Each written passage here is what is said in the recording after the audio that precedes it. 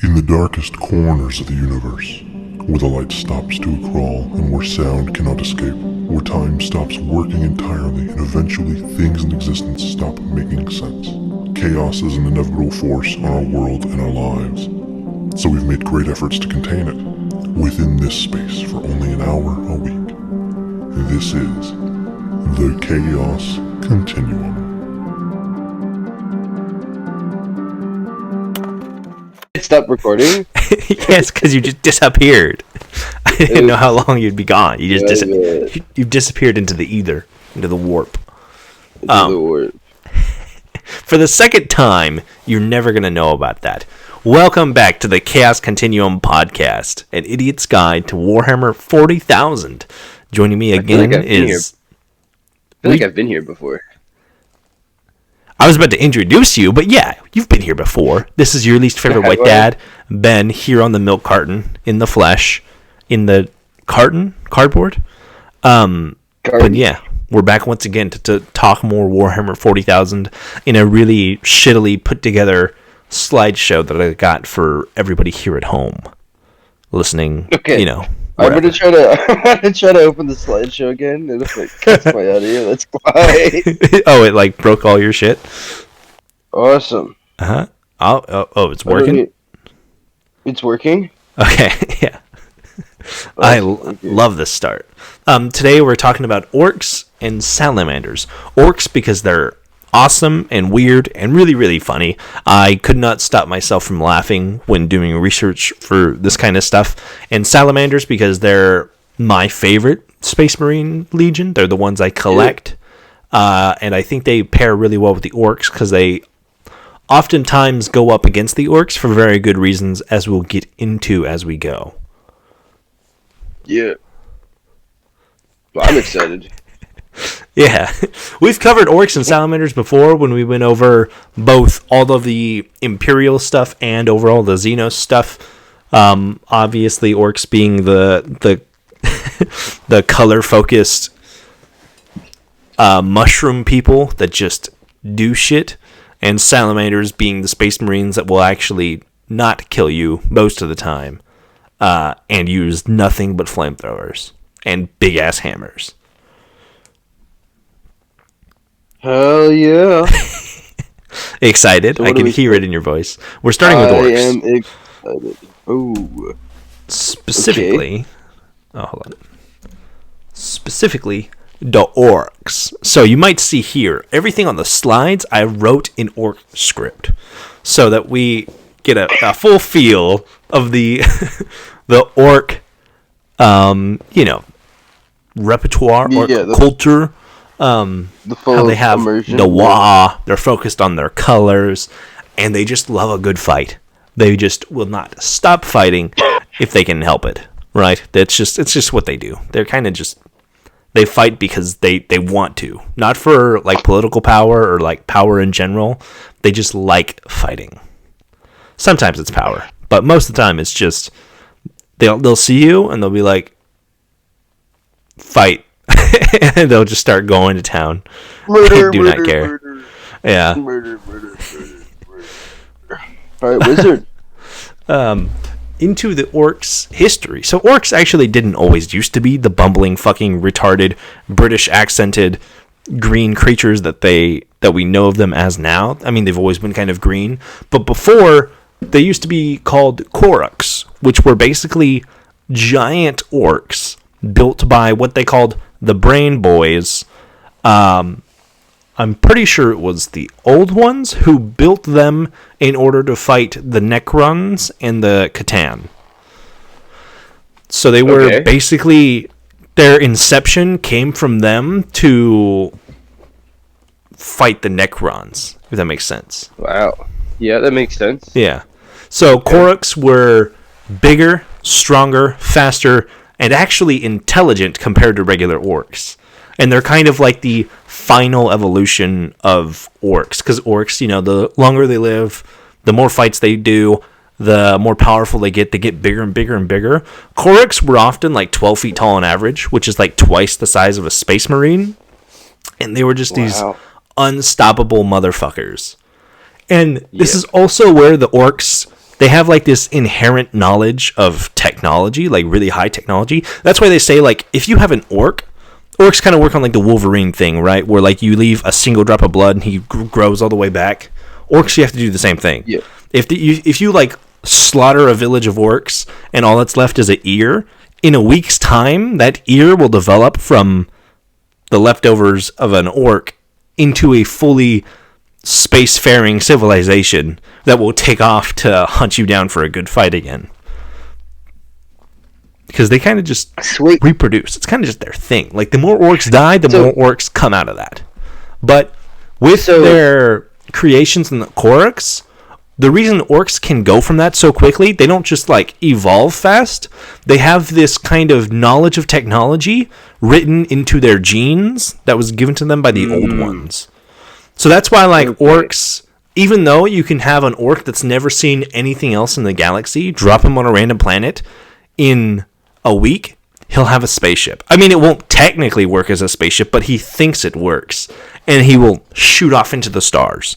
Because orcs just have this inherent kind of, I'm not going to say mastery, but knowledge of machinery and mechanics and stuff like that. Like, they don't actually, like, learn, they just know, right? Yeah, it's written into them. Yeah, literally. Okay, yeah. So does the ear carry like the memories of the other, like, the fallen orcs? It's just like the memories of the orcs that like died.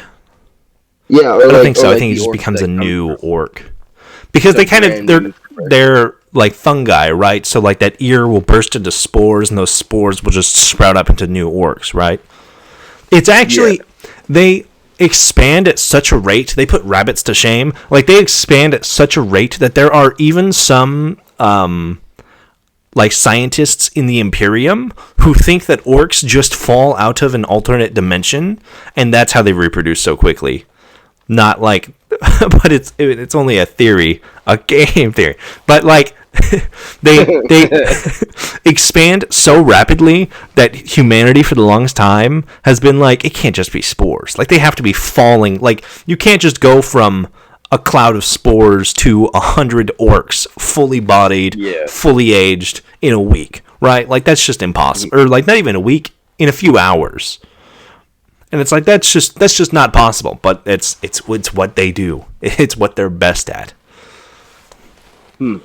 Okay. So, okay, I like that. I fuck with it. Yeah. So in order to get rid of one fully, you have to like tear them apart, like to the fucking atoms. Literally atomize them, or they will sprout right back up. And the longer you wait, the worse it gets. Okay. Which we will talk about here in a minute. So we also have Gork and Mork. These are the two orcish deities. So basically the orc mind in the warp. So they're kind of manifested from all of the orcs' minds. They're not necessarily behind like the same kind of mental aura that gives orcs their color theory, but it's kind of the same concept behind like the chaos gods in the warp, right? The more people who worship any one chaos god, that chaos god becomes stronger. That's why like Khorne is the strongest chaos god, quote unquote, because there's so many people fighting at war that it makes Khorne stronger, right? Gork and Mork kind of work on that same way. Like, the more orcs there are, the stronger Gork and Mork will get. If you're wondering what the differences are, Gork is brutal, but cunning. Mork is cunning, but brutal. It's a very important, distinct difference. And this, I'm not even going to try and interpret. I just copied this straight from the Wikipedia, because I think it is such a solid pair of sentences that really just drives home not only the orc mentality and kind of their religious ethos as far as it can get to a more so extent, but also just the ideas of Gork and Mork in totality. So let me go ahead and get this from you. This is written in orc speech, obviously. So we have the fathers of the Waaaghs and all-around thugs. Gork is brutal but cunning, and Mork is cunning but brutal. What more is there to say? I was trying to do an orc, but I turned into a cowboy. Hold on. Yeah. Look at them wrong, and they'll kick your teeth in. Whilst Gork smashes you over the head with his huge spiked club, Mork will give you a staggering low blow, demonstrating the cunningness and brutality of the Orkish gods. The difference between the twin greenskin gods is simple. Gork is brutal but cunning, while Mork is cunning but brutal. To make this comprehensible, one has to think like an orc. A debatable proposition at best, is noted. Mork hits you when you aren't looking, and Gork hits you even harder when you are. That makes sense. And I think I get it. Yeah. I think I get it. That's Gork and Mork, the Orkish deities. Gork is brutal but cunning. Mork is cunning but brutal. It's a fairly simple, difference, distinction if you really think about it, right? Really high IQ type shit. But yeah. Yeah, it's like the hit show Rick and Morty. Yeah. Yeah. But to me, I love Gork and Mork when I was reading about them because it's so perfect to what the orcs are that their gods, their deities, is just one is brutal but cunning, the other is cunning but brutal. There's a difference. And that difference is never really explained. It's just there's a difference. And that difference is do they just punch you in the face or do they do they punch you in the back of the head or do they punch you in the front of the head harder, right? It's it kind of sums up a lot of orc ideology pretty simply in my mind, and I just I love it.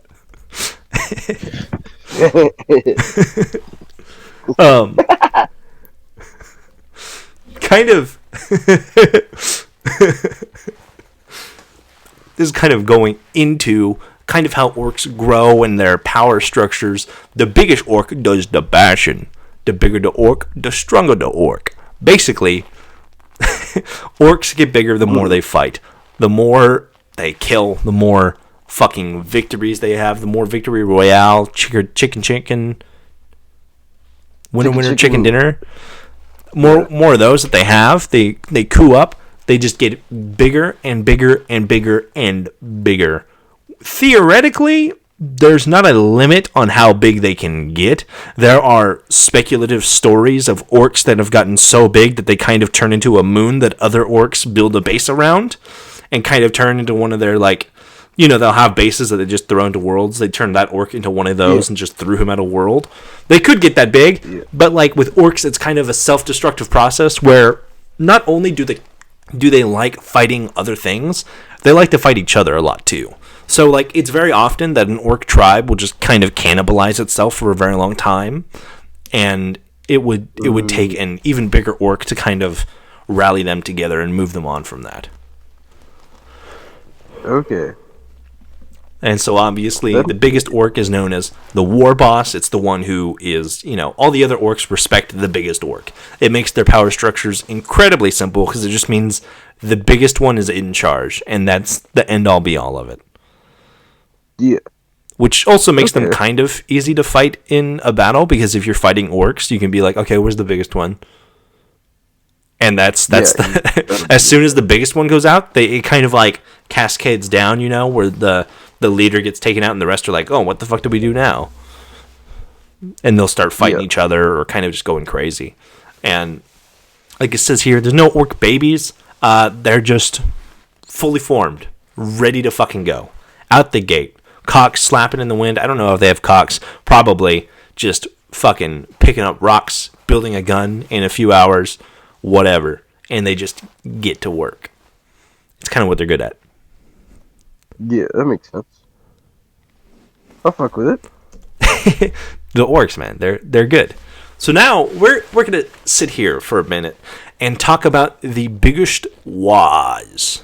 Waaaghs, obviously, being the grand wars that are carried out by the orcs. Basically, if a war boss gets enough orcs together and kind of sets them on a singular target, he can announce a Waaaghs, and all orcs go to the fight, basically. So I have the three biggest of the Waaaghs here. If I remember right, the Waagh of the Beast was the largest, because the beast was known as like canonically like the largest orc that we know of. But the other ones are still really important. Basically, the first Waagh took place around the Olamore Crusade. I hope I'm saying that right. But it was basically, there was this dude, this orc, this war boss, Orlak Urg, who was gathering loads of fucking orcs, took over a planet, was fighting plenty of other ones.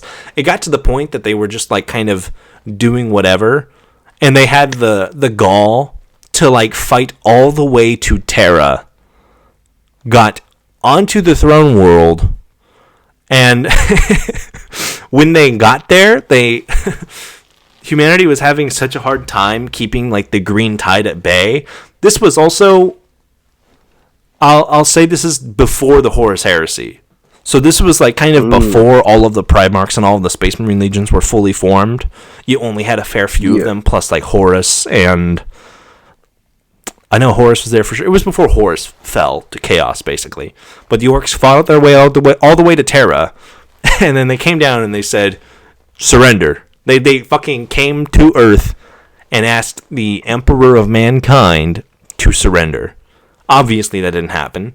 So they said, we'll come back and we're going to fuck you up.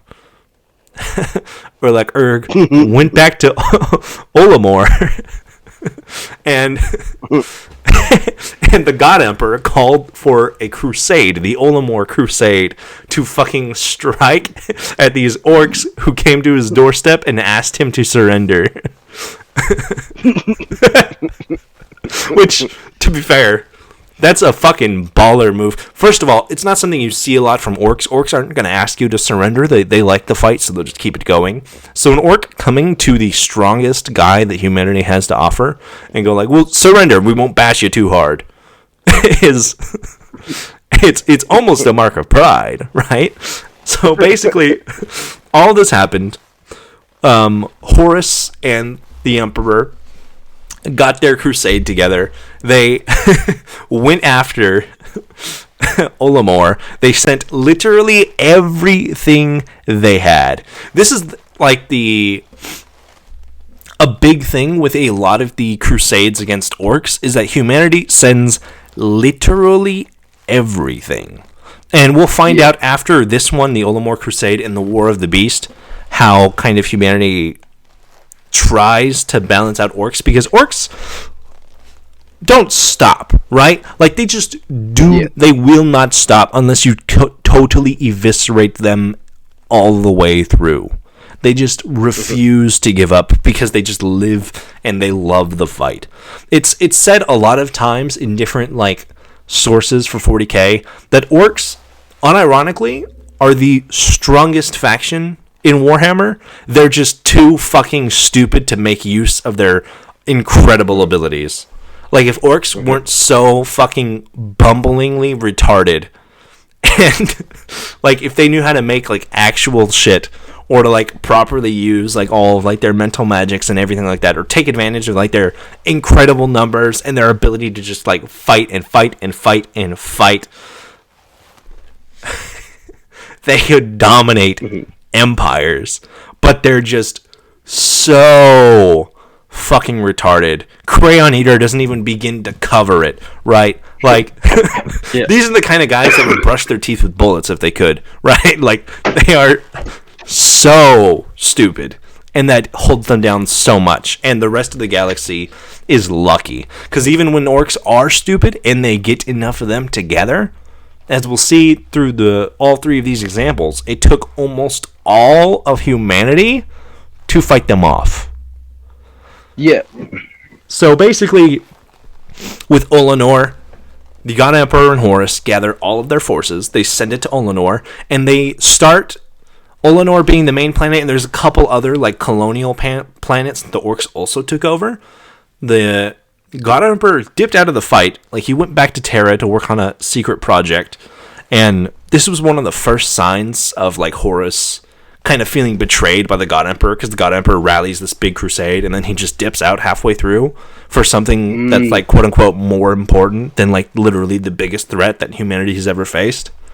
And it was like one of those first things that like shook the War Master's faith in the Emperor, basically. So you could also blame Orks for the you could say that Orks played a part in the fall of the Imperium. Okay. Yeah. But they went down. Basically, all that happened was they started attacking all these smaller colonial planets, and the Orks were scrambling. They were like, oh, we got to protect our shit. And they kind of scattered to go attack the fleets. Because Orks... Mm-hmm. So, like, if the Imperium had 7 massive, like, naval carriers, the Orks would have, like, 500. And Orks don't care about numbers or losing. So they would willingly just straight up kamikaze, like, 12 spaceships to take down one Imperial vessel. Right? So they were just rushing to fucking take them out as fast as possible. And then while Olonor, the main planet, was kind of wide open, Horus and a bunch of Terminators just teleported right down to Olonor to fucking take out the war boss, because all the Orks just basically left their capital undefended, and he just fucking ran in there like it was Civilization Revolution and took out the biggest Ork, and the rest of the Orks kind of just like, well, fuck, that sucks. And they started falling apart, because that is how fragile the Ork power structure is. You take out the biggest one, and the rest of them just start fucking crumbling like a house of cards, really. Like a house of really, really wet papier-mâché cards. Like, they just crumble. Yeah. Okay. But it was incredible. So when you say they crumble, do they start killing each other, or do they, like... Chaos. They'll start killing each other, because they'll be like, well, now I'm the biggest Ork. Well, no, I'm the biggest Ork. Well, no, I'm the biggest Ork. Well, no, I'm the big... And they'll just start shooting each other while also trying to shoot humanity, while also trying to, you know, like, as soon as that, like, guy at the top that they can't look to anymore goes away, they're like, well, fuck, who's in charge now? And they just start fighting over it. Yeah. I get you. It's... Okay, so then... So then did the Imperium only win because the Orks kind of turned on themselves, or what? It was a mixture of that and the Imperium just like straight out fucking, because they did reclaim all those planets. They did go through and fucking eviscerate what was left of like the Orks that were around, but they were so disorganized and so much less competent now that it was a much easier fight after that big war boss was taken out. So, which is kind of like the biggest... Huh? No, you keep going and I'll ask. I was going to say, it's like the biggest footfall of the Orks is that, like, as soon as the big one goes down, they kind of just stutter, right? Like, they don't know what to do at that point. Yeah. Okay. Do the Orks ever, like, retreat? In very rare circumstances, but more often than not, no, they won't. They'll be like, "This is a good fight. I'm gonna sit here for it, because either you're gonna die or I'm gonna die, and it's gonna be a good fight." So they just fight till they all die. Yeah. Basically, yeah. Like some of them, if they're a little bit more intelligent, they might try to retreat, so they could be like, "I'm gonna retreat, and I'm gonna come back later." Like that does happen with Gazkul, who we're gonna talk about here in a minute, but. Most of them, especially the stupid ones. So do they have a presence in the warp? They do. That's what Gork and Mork is. Well, yeah, I didn't know if that was like a special presence in the warp. You know what I mean, right? Yeah. Not necessarily. Like, they have like their magic thing going on, like with the colors, and I believe that kind of comes from the warp. I think they can get corrupted. But I'm assuming, but if they got corrupted, they wouldn't be acting orcish enough. They just get gunned down by the other orcs. Yeah. Yeah. So I think we talked about that already. Yeah, we might have talked about that. Yeah. But yeah, so orcs. Do their magical powers? Do their magical powers come from the warp? It's kind of very loosely defined. It's just sort of like this aura that all orcs kind of just exude, right? And it only works if all of the orcs believe it. And that's kind of like... So like the more... like one orc. No, it has to be many. Like that's why like all orcs across the board believe that red is faster. So red cars go faster. Yeah. Right? And that's just how it works out for them. They're lucky like that, I guess. But yeah, it has to be many. It either has to be all orcs or it has to be very, very, very many orcs, right? Like, that's how, like, those stories of, like, the Imperial Guardsman that's, like, invincible or whatever start, is that it starts with a few orcs and it's kind of a thing, but that rumor spreads like wildfire throughout orc culture, and then all of them start believing it because they're very, very gullible too. You know, like we talked about last time with the Necrons, where they gave that one orc war boss a nuclear bomb and he just blew himself up. Yeah. Yeah. That's still probably my favorite moment. Yeah. Why fight your enemy when your enemy can fight themselves? Yeah. Here's a gift. Boom. Yeah. You know that one. I was thinking about that. You know that one moment reminds me of. It reminds me of like playing Fallout 4 and you sit there and you snipe the mini nuke super mutant. You know what I mean? Yeah. And just watch like 6 of them just go up and dead. You're like, yep. Yeah. We're dead. Basically. So do they get smarter as they get bigger, or does their intelligence stay the same? They do. So basically, it's kind of implied. It's not something we know for sure, but basically, the more powerful an orc gets, the closer they get, quote unquote, to being a fully fledged Krork. What's a quark? Krork, the ancient versions of themselves that was made to fight the Necrons. Oh, okay. So theoretically, if you had enough orcs that were strong enough and big enough and bad enough, they could almost evolve into that higher plane of existence. But they just are normally not there enough for that. They just get murdered. Yeah, they just get murdered even though they're like that, right? Yeah. They might even, if I don't know how much respect orcs have for quirks, but quirks would definitely kind of, I don't know, because they don't exist anymore, so it's not something. It's very much more in the theoretical rather than something to answer. Yeah, of course. Yeah. Sorry for cutting you off there. You're more than welcome to keep going. It's all right. We'll move on to the second Waaagh, the War of the Beast, who is basically, this was the biggest Waaagh ever encountered by the Imperium, and it did require pretty much everything they had once again. This was again before the Horus Heresy, like right before it. The War of the Beast also took place around the time that Vulcan was discovered, Vulcan being the Primarch of the Salamander Legion. Primarchs, the sons of the Emperor, get sent out in the galaxy. The Emperor went and found them all kind of afterwards, and they had picked up different traits.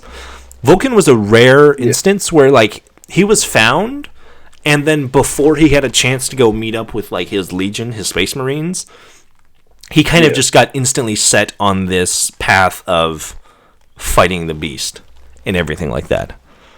Okay.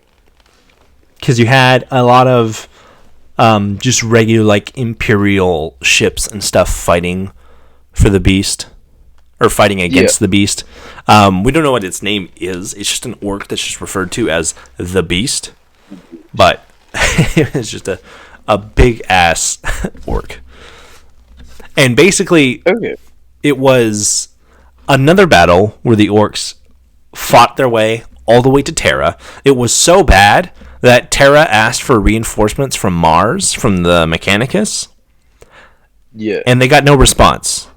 The Mars went silent. They were like, fuck that shit, I'm out.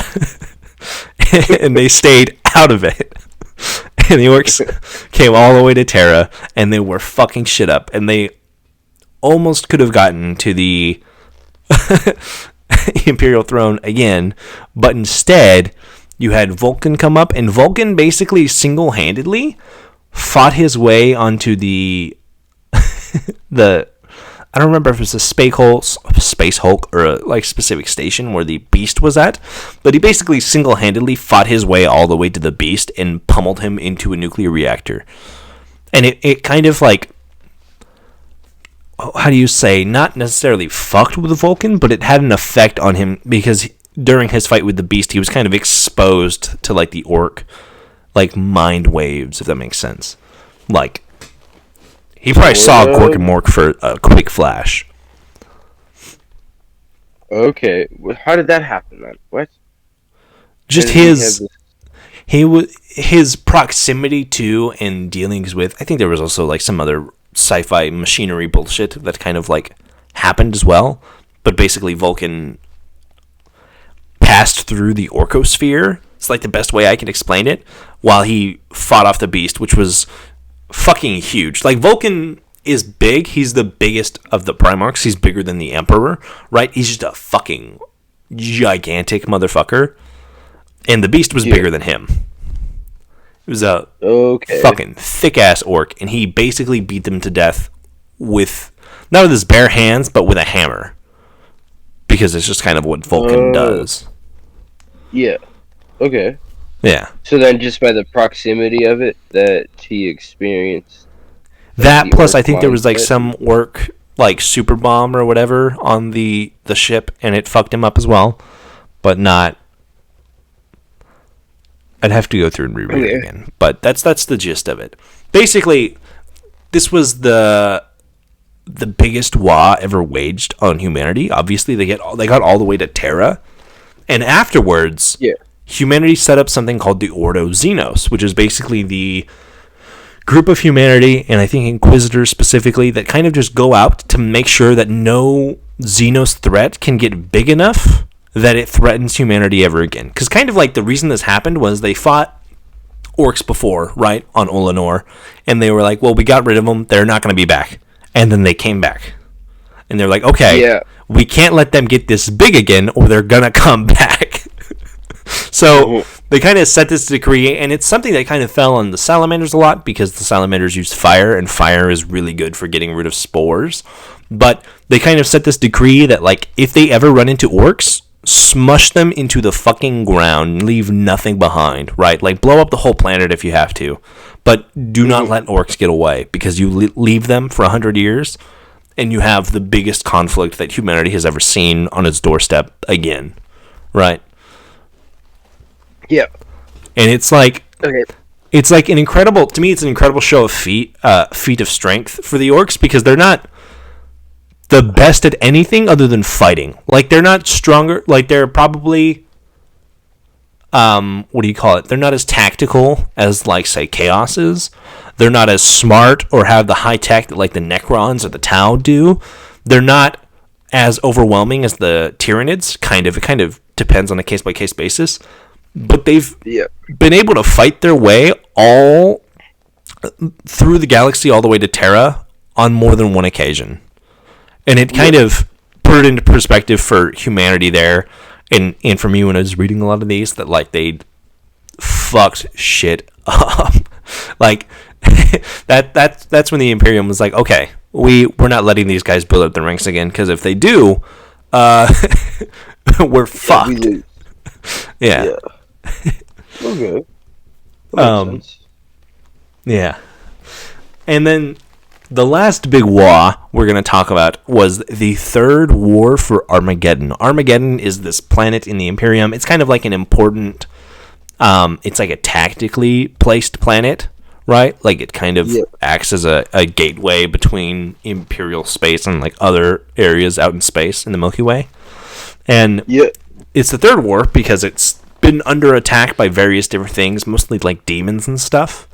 And this was led by Ghazghkull Thraka, basically the current big bad of the Orks right now. He's the guy who... It happens during this fight where he, like, respects that one guardsman Yarrick so much that he captures him and is like, go. Good fight. Go back home. We'll see you in an hour. Right? Like, it's during this fight that it happens. Ghazghkull technically tries to invade Armageddon about 50 years before the Third War, but it doesn't go very well. So, like you asked, this is one of the few examples of them retreating, because he retreated back and he was like, I'm going to come up with something new. And he basically had this vision, and he created a machine that he so aptly called the Teleporter, which, as it sounds, is just a teleporter. So, he basically slapped a bunch of tractor cannons together, and he could send Orks down onto the planet.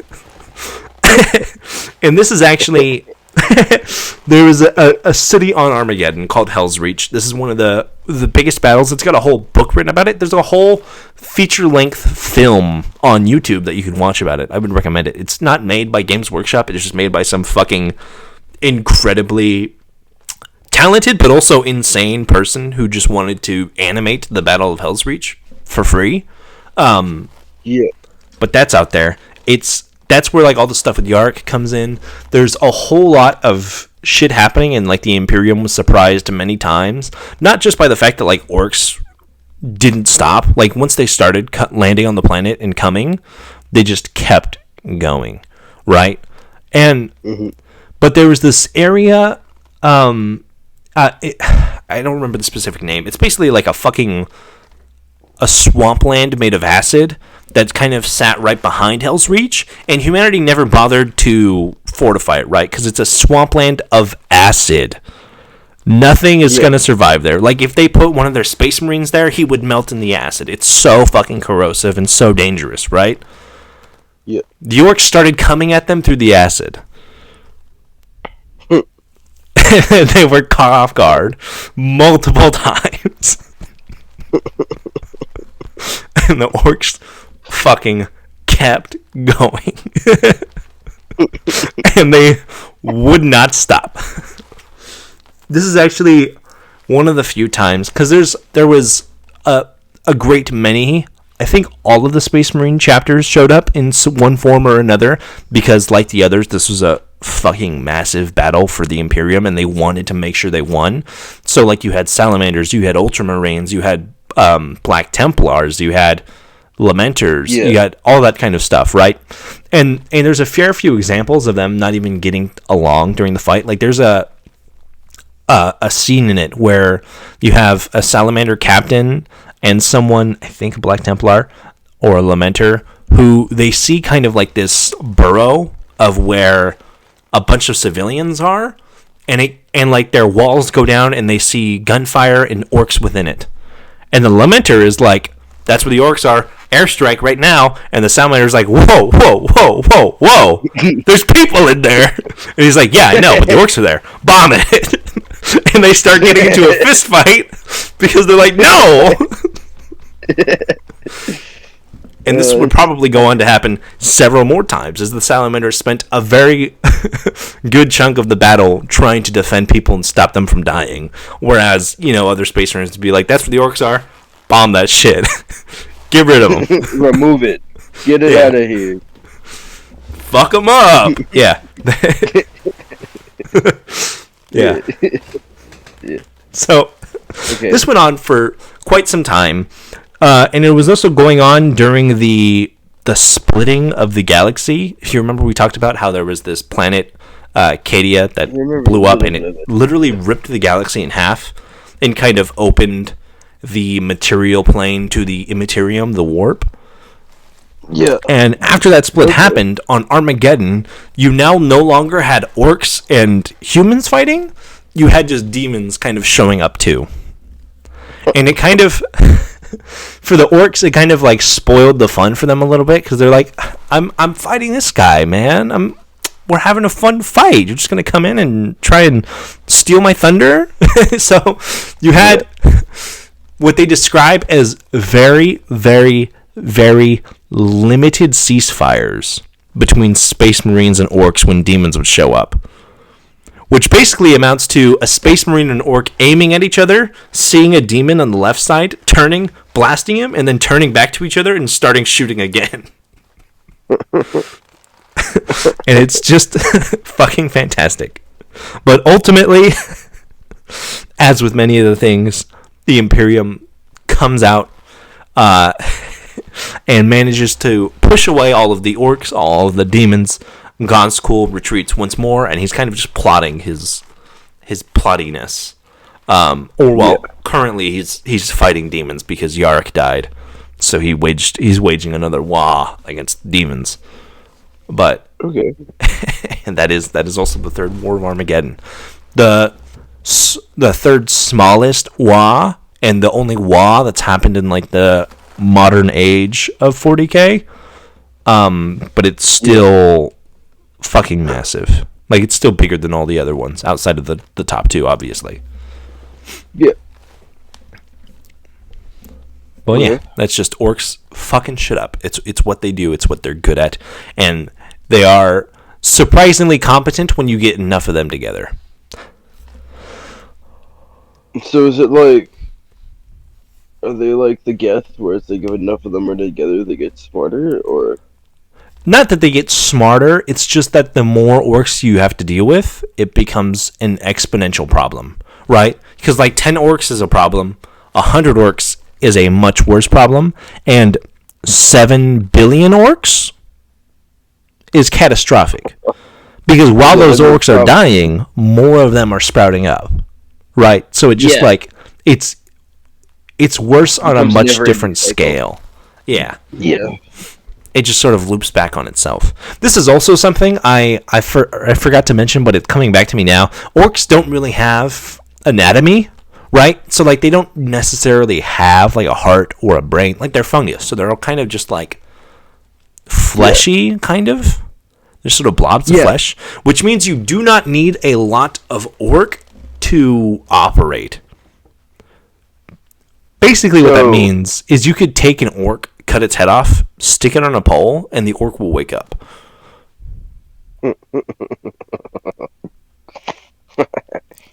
They do not need a lot of organs to operate.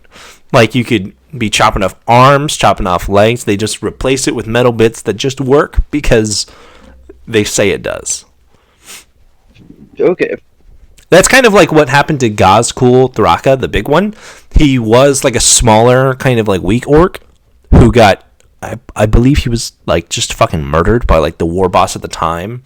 And then another orc cut off his head, put his head on the body of a bigger orc, and he woke up a bigger, stronger orc. And since then has just sort of been like building a larger and larger body for himself. Because he can't actually grow a body, but he can build one. So is that how the orcs get bigger? They just take parts and head them on, or to an extent, like the natural body of the orc will literally grow in size. Like a great example I've heard of it is like you take an orc to a school, and you and they'll see a kindergartner, right? They'll punch that kindergartner in the face, and you will visibly see that orc grow an inch. So through combat, the orcs grow. Yeah, exactly. Through combat, they grow. The more they grow, the more powerful they are. They can also just... Like, Thraka is in a unique place because he had his head cut off. So, like, he doesn't have, like, a body to, like, physically grow. But he can just slap on metal plates forever and just get bigger and bigger and bigger as, like, a mech suit body kind of thing. Okay, that makes sense. Yeah. Next, we have... So it's not even... It's not about, like, the physical... Yeah, like their actual, like, natural body. It's not. So it's not about their natural. It's about their physical. Yeah. That makes sense. Of what? Like their power? Yeah, of like size. Yeah. Right. Yeah. Well, yeah, but they're like their natural bodies could do it. But yeah, you could just like Thraka. He's still the biggest orc, even though he doesn't necessarily have like a natural body. Okay. But he's still the biggest orc, so he gets to be in charge. Okay. Next, we will do a quick rundown. We did this before when we went over all of the Xenos, but like orc color theory, which is fucking hilarious and the best. Yeah. Green is the best color. The red ones go the fastest. Blue is the lucky color. Yellow is more explosive because yellow also means money, gold. And you all know the richest orcs have the biggest bombs.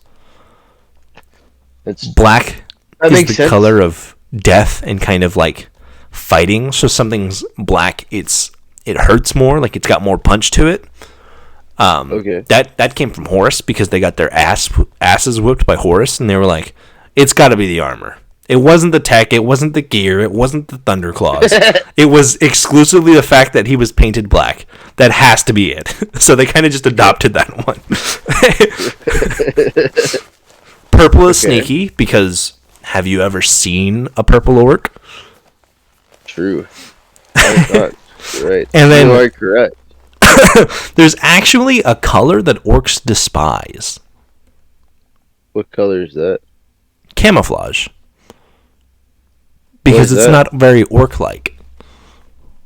Like it's multiple colors or not one solid one? Because if you're sneaking around and like trying to like silently take out your enemy, you're not being an orc. Right, yeah. To be an orc is to take them on head on. And you might think like, well, they have purple. Purple is a sneaky color. Yeah. They'll be wearing purple. Yeah. They're still going to come right up to your face and hit you across the jaw. You know? And that's like the prime difference, right? Because Mork is cunning but brutal, and you got to keep that in mind. Yeah. Okay. Are there any other colors that we're missing?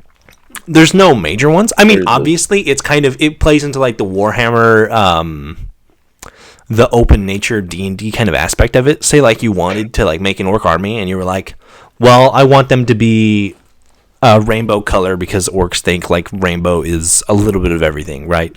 Like you could literally come up with any reason for any color. These are all like the mainstream, actual, proper ones that exist. As far as I know of. I think there's also one for white for death because bones look like, bones are death. So white, bone, death. It's literally that simple, right? Like orcs can have multiple reasons for different colors. Like the yellow one, like it used to be, yellow was more rich and then yellow turned into bigger explosions. Or it became into bigger explosions because they're rich. And it just sort of depends on who you're talking to at any one time. Okay. Awesome. And then next, we finally get to move on to the Salamanders, the massive space marines who use nothing but absolute hellfire and are the softest of the Astartes. Okay. So we're actually going to... I am too. These are my favorite space marines by far. So, it kind of started with Vulcan and his marines. The Salamanders are one of the few. They started from the... I'm just going to call it the trifecta because I'm forgetting what the Warhammer specific vocabulary for it is. Basically, there were 3 legions that started out before their Primarchs, which was the Salamanders, the 18th, the 20th Legion, and I believe the 6th Legion, which is probably the Ultramarines. Basically, the Emperor made these 3 legions of Space Marines before, or like at the same time as the Primarchs, so that he would still have Space Marines, right? And then they were kind of reunited with their Primarch when the Primarch was discovered out in the galaxy. Versus like all the other Primarchs, he would find the Primarch and then they would make Space Marines after that, right? Yeah. So the Salamanders started as a chapter or legion of Space Marines known as the Dragon Warriors, who played a big part in the Emperor's Wars for unification, for kind of just uniting all of humanity under one banner. They were also the worst. They were even worse than modern day Salamanders when it comes to taking a bullet, because they would take the bullet even if there was no reason to. So even before Vulcan showed up, they were already taking 90% casualty rates in every single fight. Which is... So it's not specifically something Vulcan gave to them, but it's something he shares with his legion that he would kind of reinforce and change as he was introduced to them. So Vulcan was raised on a very like brutal planet. He was raised by a blacksmith on this planet, and when the Emperor found him, he was single-handedly holding off hordes of orcs and just fucking standing on business. This one fucking massive motherfucker, right? Yeah. Okay. As I said, Vulcan is 12 feet tall. He's taller than every other Primarch, and just wide. Like, he makes Kylo Ren look slim.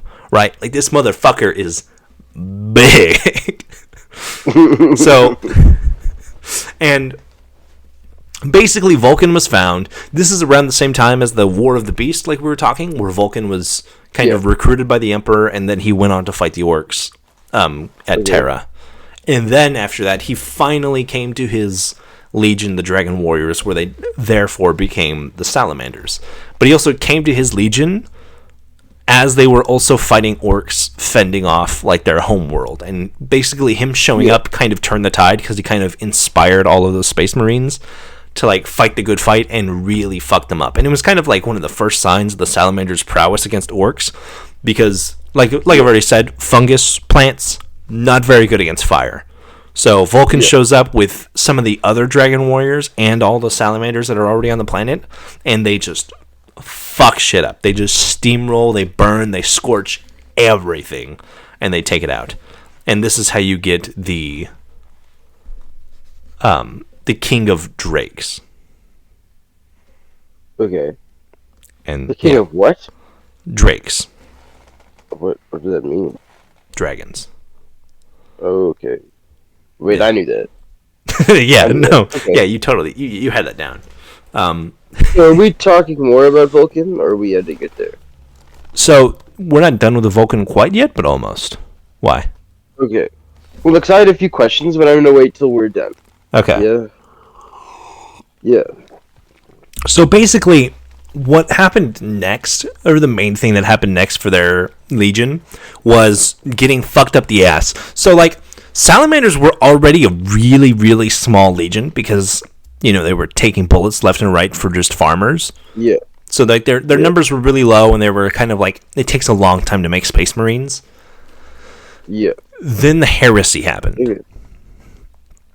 So Horus was on his way to Terra. He was on a warpath, right? Let the seas boil, let the stars burn, or whatever he says. He was going, and then basically the Emperor arranged to attack him. Horus is good at fighting. It's like what he does. It's his thing. His thing is to fight. So Horus, and what they knew at the time was Horus and 2 other chapters. So 3 legions of Space Marines were basically heading towards Terra. They were on this warpath. So the Salamanders and 6 other legions were sent to intercept him. Horus was so good that the Emperor saw that and said, we need to double his numbers in order to meet him here and fight him. Okay. So basically what happened was the Salamanders, the Raven Guard, and I believe the Iron Hands all showed up to fight Horus and the other two legions that were with him. And the other 4 legions of the 7 that were supposed to come help them had already fallen to chaos. So basically, instead of getting 4 legions worth of reinforcements, they got 4 legions worth of ass fucking coming up on the backside, and they literally got put in the pocket and were basically decimated. Like, very, very few of them even made it out. Lovely.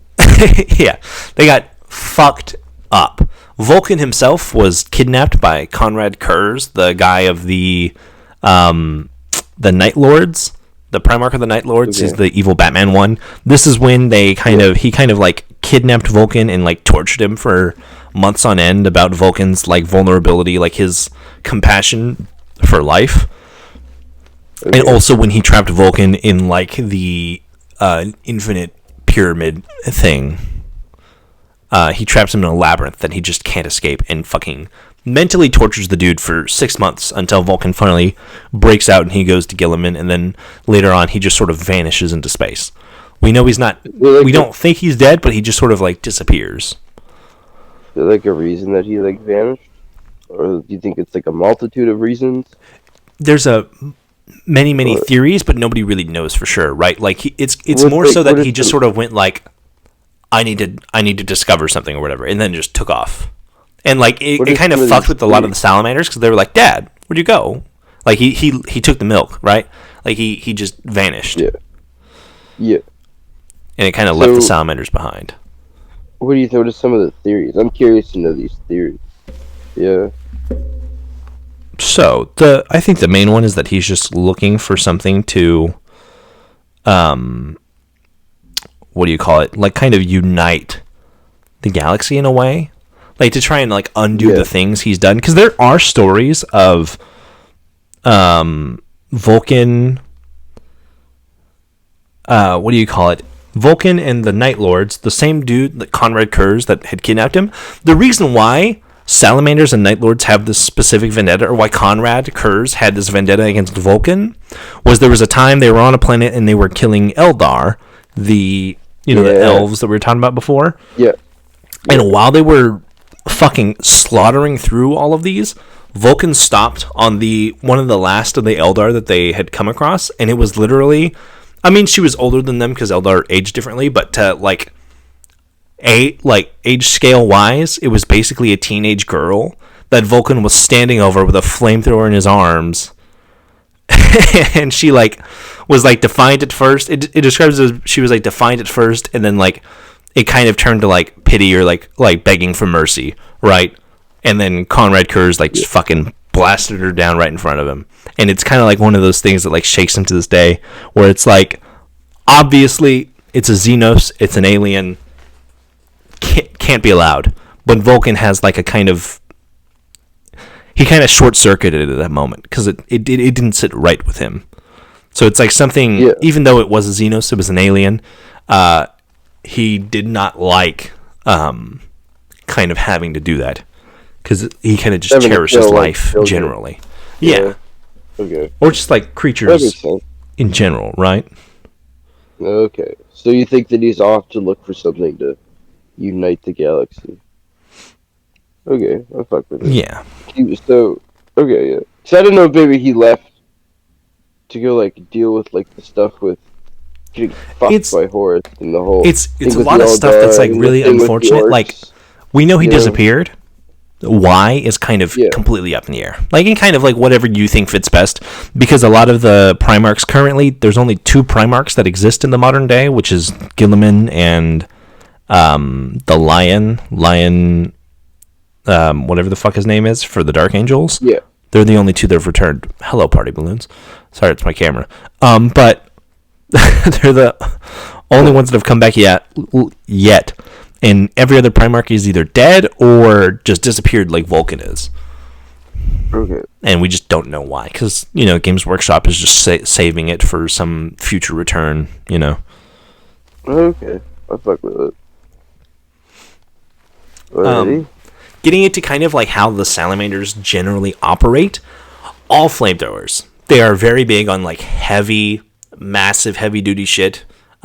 Tanks, dreadnoughts, Terminator suits, massive suits, heavy bolters, assault cannons, flamethrowers, melta-guns, all of that. They're very big on their hammers and craftsmanship. That's something they got from Vulcan, is this kind of care for their weapons and equipment. So other Space Marine chapters, they'll almost exclusively have their stuff get taken care of by a Tech Marine, which is one of the Astartes who gets trained on Mars, like we talked about last time. Or they'll just have, other Adeptus Mechanicus watch over their shit. Versus, the Salamanders, you'll see they'll have a lot of, unique stuff branded and added onto their armor because they're just kind of trained with this inherent thing for making their armor unique and like that. So I'm assuming the Mechanicus doesn't like that. Imagine. I don't think they really mind because the Salamanders are taking care of it. They're not fucking with it in any ways that would be seen as a slight to the Omnissiah, right? They are they're just maintaining it. Yeah. They maintain it, they fucking infuse it with fire and shit, and it's more so almost a level of personalization or almost care for their armor rather than outright making it fucked up in any way. Yeah. Modifying it beyond its natural extent. Okay. Salamanders also have the dichotomy of being the most wholesome and simultaneously the scariest Marines in the galaxy, because a Space Marine is already scary. It's a 8-foot tall, massive walking death machine with, fucking incredibly short reflexes. If they run at 75 miles an hour, most people don't like seeing Space Marines because the fact that they're technically human disturbs a lot of people in the worlds of the Imperium. Yeah. Salamanders should be even worse. Because like Vulcan was the tallest of the Primarchs. His Space Marines are tall as fuck. And because of Nocturne, the world they live on, which is kind of like a hell planet that literally has its tectonic plates shifted every 15 years dramatically, and it's like always covered in volcanic activity and all this other shit. Because of how fucked up and radioactive that planet is, it has fucked with their gene seed and their skin, and they literally have black skin. Whether you interpret this as them being like kind of, you know, kind of chocolate dark black, like as if they're African American, or if they are straight up ash, like fucking burnt wood black, is kind of up to most people. Yeah, because I think of like ash and like like a charred, you know, like actually like charred black, which is the way they're most often described and painted as. But on top of that, they also have burning red eyes, like not the iris, like their entire eyeball is just red. So okay, they are. If you saw a salamander without his helmet on, Space Marines are already described as being kind of ugly. Now imagine that hulking mass, completely blacked out with burning red coal eyes. Yep. Yeah. They shit my pants. See, yeah. But the funny thought with that is you would see this space. You're like sitting under the rebel, right? Yeah. You know what I mean? Taking your last breath, you see this big man in front of you, right? Yeah. He's like charred, like skin with like red eyes. Like, this is it. He's gonna take my soul. And he just, like picks up the rebel. And, this is the Reaper. He, like sticks his hand out. Yeah, he picks up the rebel and just like sticks his hand out like it's an angelic presence. Yeah. Yeah.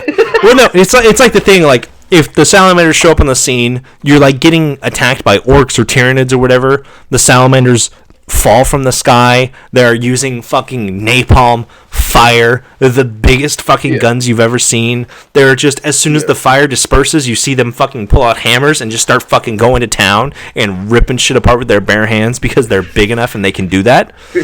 And then they turn around and they start walking towards you, and they're like, "Oh fuck, this is it. I'm done. There's no way I'm walking out of this." And they're like, "Oh, I found Bartholomew." And you look up, and he's like holding your poodle in one palm, and he's like, "I found your dog." And you're like, "What?" and then they stay around for a few hours, and they help you rebuild your fucking town. And you're like, "Oh my god!" But they're it has to be. I'd imagine it's so bizarre. You're sitting there, they turn around like, "This is it. I'm going to die." Yeah, and it's like the Hulk scene. Remember that with the tacos? Yeah, he just hands the Hulks to Scott Lang. Yeah, exactly.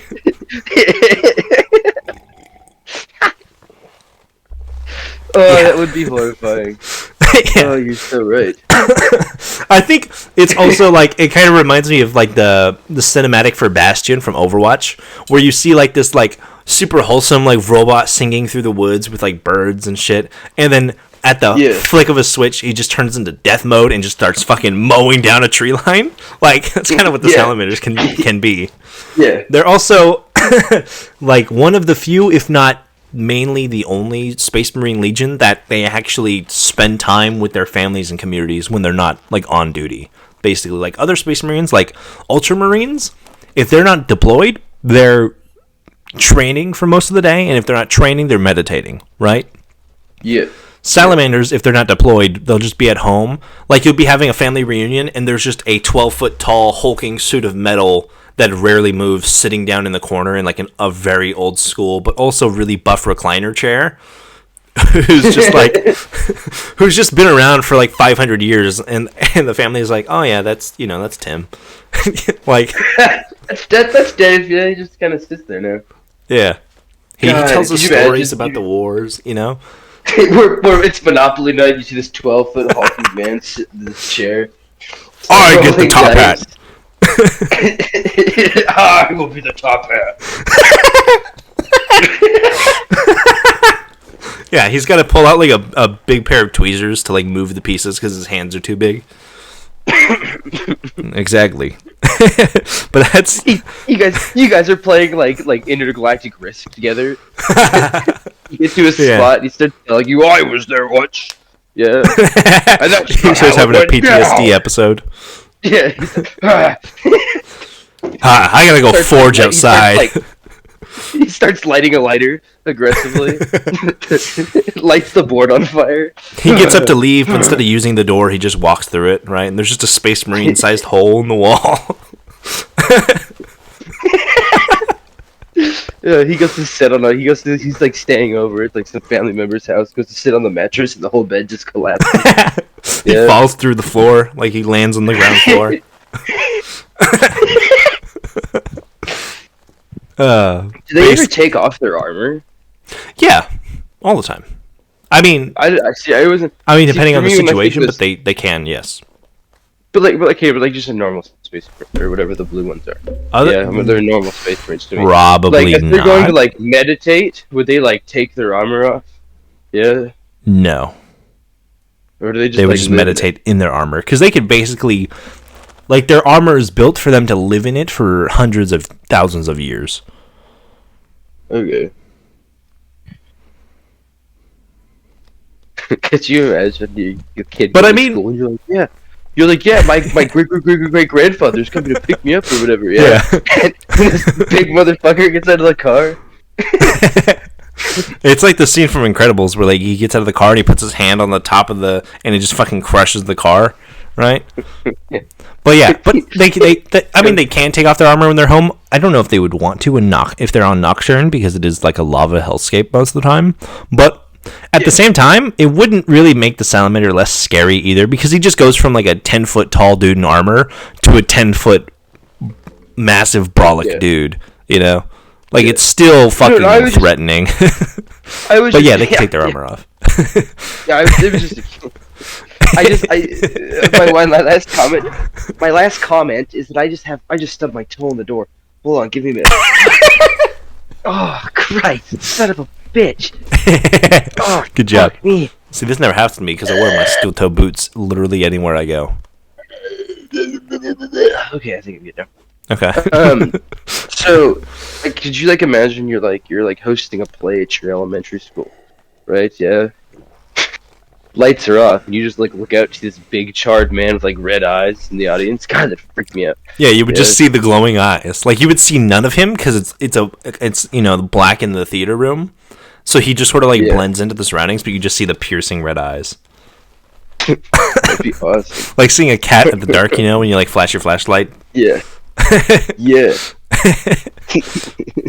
Basically.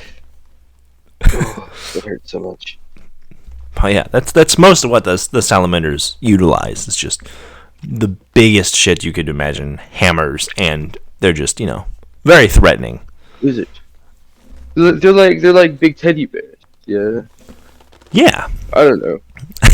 Yeah. In a way. But would they mow down a village? Would they mow down like a village of people if the God Emperor wanted them to? Not humans, I don't think. No. But if the God Emperor looked at him and said, "You need to kill these humans," yeah, like you have to. Do you think they would? I don't think they would. You think, like there would have to be a reason for it. I think the Salamanders on their own might. Vulcan definitely would not. Yeah. So they'd rather commit like heresy to a certain point than. Yeah. Well, they have their own thing called the. They have their own cult technically. That. Yeah. They will get a little bit of flack from Inquisitors because it's not technically the Imperial cult, but it falls close enough within the Imperial cult bounds that it's like allowed. Yeah. Okay. For like them and their people. What is it? I forget. It's basically the tenets they have, where they they care about the sanctity of life and they save life where they can, right? Okay, so they'd actually. Or at least the head honcho, big man. I cannot remember his fucking name. Vulcan. Yeah, for some reason, Vulcan would actively commit like treason against the Imperium. Yeah, to save human lives for like you know what I mean. I think he can. I mean, like there have definitely been like we were talking about during the Battle of Hell's Reach. Like there were actually like fights between Salamanders and other Space Marines over like the loss of human life, right? That's dope. Like they would definitely kick their feet and scream for a long time. see, I like the fact that they're. Like, I'm not gonna. It's not like an I don't want to do it. You can't do that. I like the fact that it's not just like it's like an afterthought, right? It's like, well, we can save them, and we're gonna do our best, but if we can't, Yeah.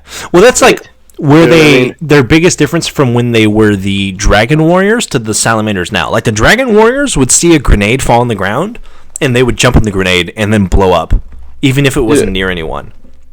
After Vulcan came, he kind of refined that, so he was like, if somebody throws a grenade and it's not near anybody and it's not going to hurt anybody, don't jump on it. Don't. Just let it go off. It's not going to hurt anyone. It'll be fine. Jump on the grenade that lands in front of a family of 4. That grenade you can jump on. I'll be fine with that. Do not just see a grenade and then have the impulse to jump on it. Okay? Calm down. That's, you know. But I guess,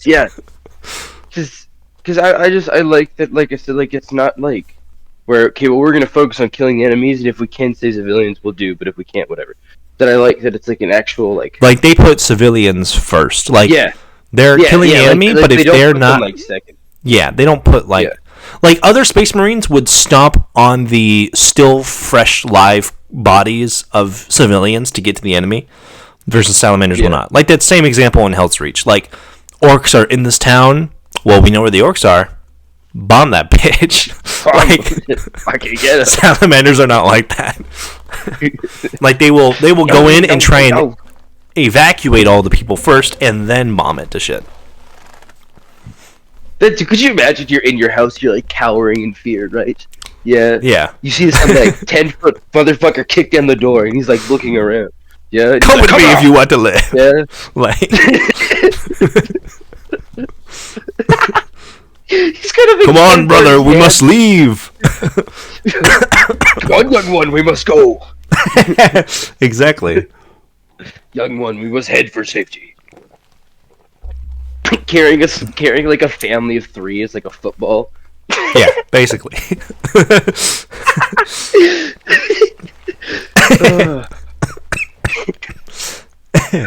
And then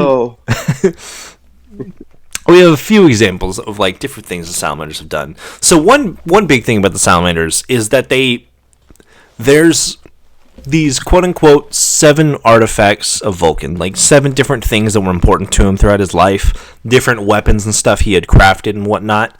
And the Salamanders believe, or at least some of the Salamanders believe, that if they collect enough of these artifacts, that Vulcan will come back. For whatever reason, if they think like it's like a way to summon him, or he wants us to find all his things, like they really want their dad to come back, so they're like scouring through the galaxy, and they literally have a subsect of the Legion that is like, as soon as like a rumor comes through about an artifact, and it doesn't matter how small, somebody said on this random backwater planet that there's a spear that might be like Dad's. Fucking gather the troops, go there now. At least make sure that it isn't it, so we know not to look there anymore, right? Like they are dead set on finding these things, which is exactly what happened when they fell into a trap. They set something called the Tok'ran Crusade, where they had rumors about a spear from Dad that they wanted to collect, but it was actually a full red herring, so that Trazyn, our favorite kleptomaniac, could send them on a wild goose chase while he went to go collect the real one. Ooh. Did you think Trazyn has the artifacts? Oh yeah, for sure. He's got, he's at least got a copy of them, That's just how it works.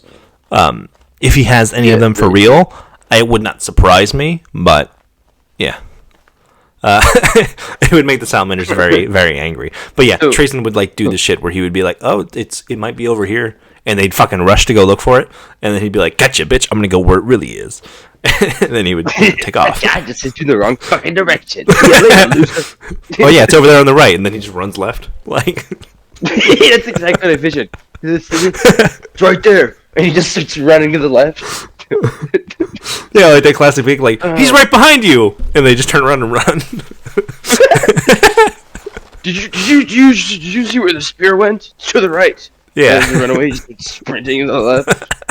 Yeah, just because the Salamanders are so dead set on finding all these 7 artifacts because they want Dad to come back so much. they turn around and they see him with the spear in his hand, gives him the peace sign, and just teleports away. It's probably exactly how it would go. Yeah. They were also some of the first Space Marines to be kind of sent after the Tyranids, because, like with the Orks, fire is really effective against Tyranids. They tend to not like being burnt alive. So they got things do, I think.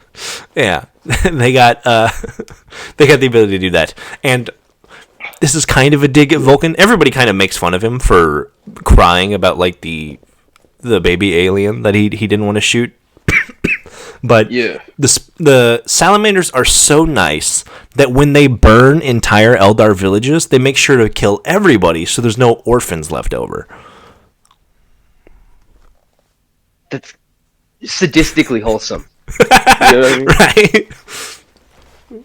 It's like, imagine if like Joe Chill shot Bruce Wayne too so that he didn't have to grow up an orphan. Right? Like, it's like, it's you still just murdered a family, but like, I get what you're trying to go for here. Because unfortunately, unlike Vulcan, the other Salamanders don't care for xenolife really at all. There might be a fair few example or exclusions of this, but for the most part, they tend to fall a lot more within the bounds of the regular Astartes Imperial cult than Vulcan would have. So do you think if Vulcan came back and said, "Look, guys, I don't really feel like," you know what I mean? Yeah. I think if you, like we talked about last time, if you wanted your splinter faction of humanity to split off from the Imperium, the Salamanders, with Vulcan coming back, the Salamanders might be the first to do that. So or at least you think that if Vulcan were to come back and be like, "I think this is wrong," right? Yeah, you know, possibly. Be I think either that, life matters, or he would try to go to Gilliman, who's like leading the Imperium right now, and try and like talk him into making peace with like all of the, you know, the sapient factions, like the Tau and the Eldar and shit. I think there's a good chance of that. It would be interesting, at least. See, I think it'd be more interesting if he went for the Salamanders first. Then at least he's got his Legion behind him. Well, right? Yeah, of course. I mean, like after he reunites with the Salamanders and everything like that. I mean, there's not a whole lot of Legion to be behind you at that point because the Salamanders are the smallest Legion because they take so many losses, even in the modern day. But yeah, smallest by size, biggest by height. Thumbs up for that. Exactly. They you know, they are still a fucking force to be reckoned with. They are. Yeah, still. You know, I think big ass Space Marines with flamethrowers at the wazoo. You know. Yeah, I just think it's fun, like, because from it sounds like that the Salamanders as a Legion probably care more about Vulcan than they do the God Emperor. Yeah, or am I wrong on that? It would probably vary from Legion to Legion. I mean, I guess it depends. Right, they would have to be kind of swayed away from the God Emperor in a way, kind of like how all of the Chaos Legions were. Like all the Chaos Legions, all of the Space Marines were as equally on the side of Chaos as the Primarchs were. Their motivations were not as clear, other than our Primarch is kind of doing this, and we're all kind of simultaneously against this. So if they had the guidance of Vulcan, I think they could be persuaded to. Yeah. Yeah, that's what I mean though. That if Vulcan came back, right? Yeah, like it could probably happen. Yeah. I wouldn't say 100%, but it might. At the very least, it would at least like split the Salamanders in half, because that's what you had happen with like the Mechanicus and a few other ones like the Dark Angels, right? Where like some of them turned traitor, but not all of them, and the ones that didn't turn traitor fucking hunted the other ones down like crazy. Yeah. Okay. But Vulcan and the Tau would probably get along very well. Well, maybe not super well. The Tau are still kind of, what do you call it? A dictatorship. But yeah. What I mean, still, see, because I don't know. I still like my idea for another human faction. Yeah, I like the idea. It would be neat. And hey, it's 40K. You're well within your rights to do that. Yeah. So speaking of totally fiction nonsense within the realm of 40K, there are these things called the 2nd and the 11th Legion. All we know about them is that they're completely redacted from all Imperial records. There's no mention of any Primarch, of any Space Marines, of anything. To my best understanding, this is mainly Games Workshop kind of leaving a few slots open for people to be like, well, I don't like any of these Primarchs, I don't like any of these Legions, so I'm going to make my own Primarch my own legion, stuff like that. Yeah. Right? Okay. Yeah. It kind of leaves room for people to like pencil in their own things. So to end off today's episode, I'm going to introduce you, Ben, and probably several other people out there to what has quickly become one of my favorite Space Marine legions and one of the proposed possible explanations for the second legion of the Stardews. Okay. The Space Maids. Yeah. You know what? I actually scrolled a little too far down on the slideshow earlier. Yeah. Briefly and swipe back up. Like, what's this? Please tell me about the Space Maids. So, the Space Maids are a very unique legion of Space Marines. Not only are they glimmering pink head to toe and dressed, like maids, obviously. Yeah. They are an entirely female legion of Space Marines, including their Primarch. Mm-hmm. Yeah. And we will get into it, because they do have like an actual reason for lore and everything they had done, right? So you have the first and only female Primarch, Nicona, as she's described, is the smallest of the Primarchs, which is kind of like the opposite of Vulcan, right? Vulcan is 12 foot tall and fucking massive. Nicona is the smallest Primarch, which she's still, large by human size. I think still like 7.5 feet tall, fucking gigantic. Yeah, but smaller for like a Space Marine, right? Yeah. And then out on whichever homeworld or whatever that she'd kind of like found, Nicona somehow found the ancient, long dead human old Earth art known as anime. Dear God, I knew it. I fucking knew it. I saw the pictures, so there's an actual anime section. Yeah. Okay. She then goes on to kind of study culinary arts and try and kind of cook and literally bake meals for all sorts of people across the galaxy. People on her own planet, people on other planets, even some Xenos to a fair few extent. Yeah. Eventually, she was found by the Emperor. The Emperor came to her and was not sure if this was one of his Primarchs or not, or if it was just some weird, anime cat girl he ran into in the galaxy. Yeah, that's fair. And Nicona, to the face of the God Emperor, technically commits heresy as she asks him, "Who are you, idiot?" to his face. The God Emperor, the man whose name is so holy it's unknown. And with the display of just complete, what do you call it? Fuck you energy.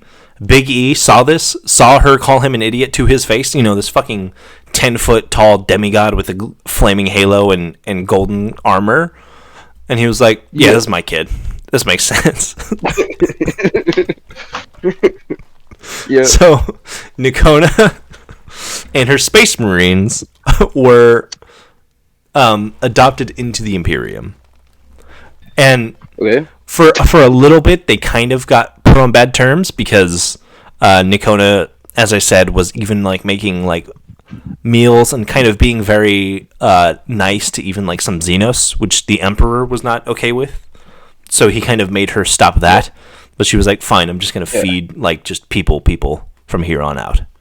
Yeah. And by the time of the Horus Heresy, Horus comes by and tries to convince Nicona, his sister, to usurp the God Emperor and help them kind of, kill him. Basically join the side of Chaos. Nicona and very, very few of her Marines managed to escape because they said no. Horus attacked them. They managed to escape. They literally vanished through the warp and fucking basically got sent halfway across the galaxy. And by the time they made it back to Earth, or they made it to like the royal palace to like fucking find the emperor and see what they could do to help. The emperor was already in his confrontation with Horus on Horus's warship. So with this information in hand, Nikona and what was left of her Second Legion struck herself from all of the Imperial records, as it's described, and basically just disappeared out into the stars, and is rumored to even be somewhere out there doing her thing, because for even in the grim darkness of the far future, everyone deserves a good meal. Could you imagine being a soldier on a ship? Floating through the stars, so, and crash on a planet. You crawl out of the ship, and you see a bunch of women in power armor, and they just stick a plate of cookies in your face. And you're like, what the fuck? Talk about whiplash. I like that. Like the Salamanders are kind of like, they look fucking evil, and then they're like super wholesome. Like, you see a space marine, but they're wearing like pink truffleage. They have like a massive skirt, and they're just adorned in like hearts and like cat paw prints and shit like that, and they come to you with a fresh plate of muffins. They're like, here you go. You're sitting there like dying, and they're like, here's some muffins. You're like, what the fuck, man? God, Christ. But that's the Space Maids. I love them so much. I would see them all the time on Instagram, because there's somebody, I don't know if it's the original creator of the like Space Maids mythology, but somebody I've seen on Instagram a fair few times actually making Space Maids miniatures for real. Like basically based off all this artwork, like literally with like the cat ears, with all of the pink, with all of the skirts, everything, they've managed to like make them in actual miniature form. I would see those all the time. I'd be like, it's a cat made Space Marine. That's cute. It wasn't until literally yesterday that I found out they are a real thing with a story, and I was like, well, fuck it, this is going in the episode. So speaking on like the kind of the like willing to write your own stuff in, if you had to create your own Space Marine faction, what would you create? I did. I tried to make a chapter of the Salamanders that are a little bit more liberal on the liberal Vulcan side, like we were talking about. Okay. Dope. That's about it. That was a fun. And? That was. I think I liked the ending there. That was a bit of a surprise. I kind of like. I think if I scroll down on the PowerPoint a little bit, saw that still back up, and said, I'll wait for it. Right?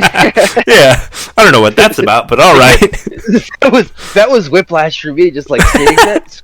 Well, because like the slide before it is Salamanders, just like flames and hellfire. The whole thing before that is just orcs fucking murder and Salamanders. Yeah. Orcs murdering, Salamanders, hellfire, and then Space Maids. It's a great dichotomy, I think. But yeah, I think that'll pretty much do us for Orks and Salamanders and Space Maids, the Second Legion.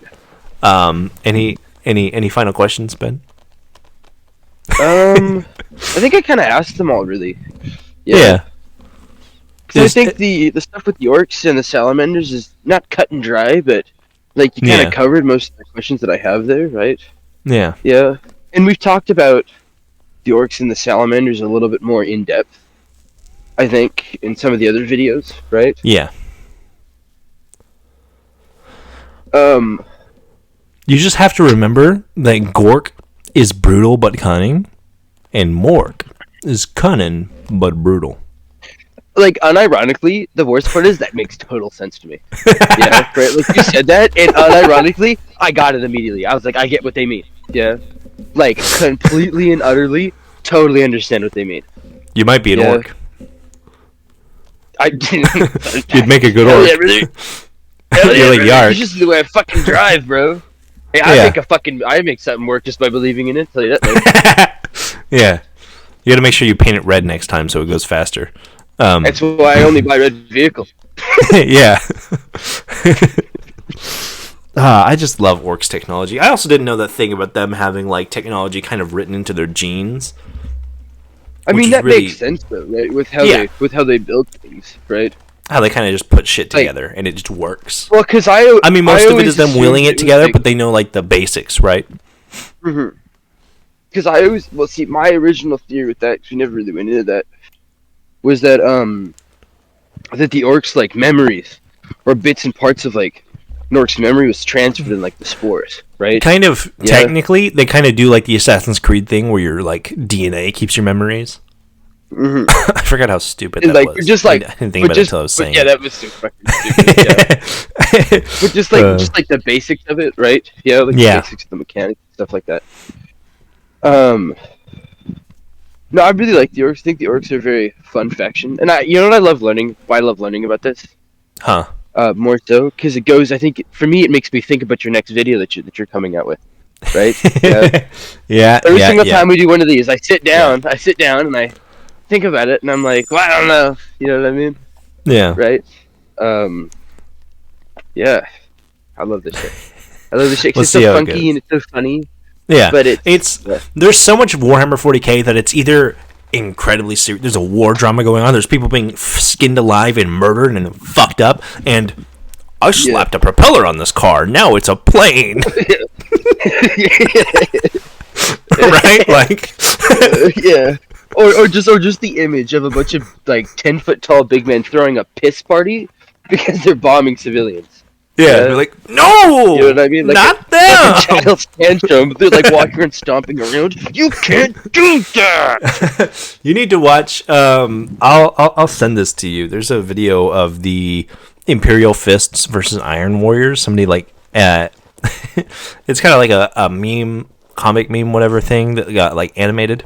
Yeah. It's just really funny. Yeah. I'm excited. There's so much stupid fucking nonsense of Warhammer 40k, and it's fucking fantastic. Yeah. But I think that basically covers everything we're talking about today. Orcs, Salamanders, Space Maids. If you're here at the end, thank you guys very much for watching. We will see you next time. I don't know what we're going to top on next time. If it's even going to be Warhammer 40k still. I don't know. Yeah. We'll figure it out.